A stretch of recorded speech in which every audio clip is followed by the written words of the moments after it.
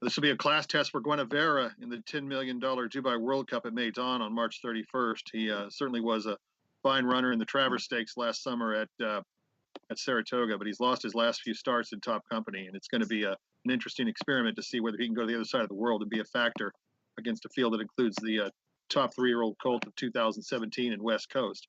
Marcus Hersh joins me. I'm Steve Anderson with the Daily Racing Forum. I'm fascinated to hear your point of view on Gunnevera, because there was some discussion after he ran in the Pegasus World Cup at Gulfstream on January 27th for him to possibly come to Southern California for the San Anita Handicap. And I thought he would have been a tough runner in that race, but they've opted for the much greater prize. Is this the right move? It's definitely not the right move. If the Maidan main track plays the way it did in the big prep day for this race they call Super Saturday, which was 3 weeks before the big races.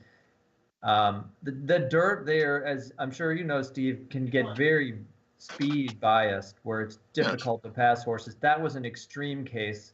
Now, whether that holds true on Dubai World Cup night, we won't know until the races come up, because there won't have been any racing there recently. But if the track is anything like that, this is a horse with no pace who wants to just sit back and make a run. He'll have very little chance if that track profile holds.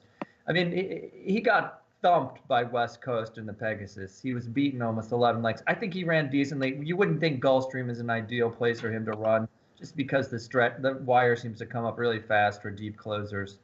And he is a progressive 4-year-old in a lot of ways who stays.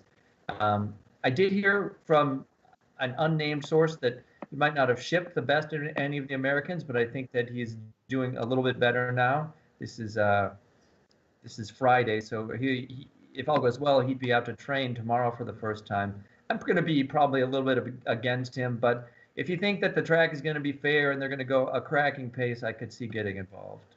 And the one thing about him, in conclusion, is he's 0 for 7 in Grade 1 races in his career, and that's been some of the finest Grade 1 races run in the last 18 months in the United States. But still, that is something that I think is just going to be too difficult for him to overcome in this Dubai World Cup field.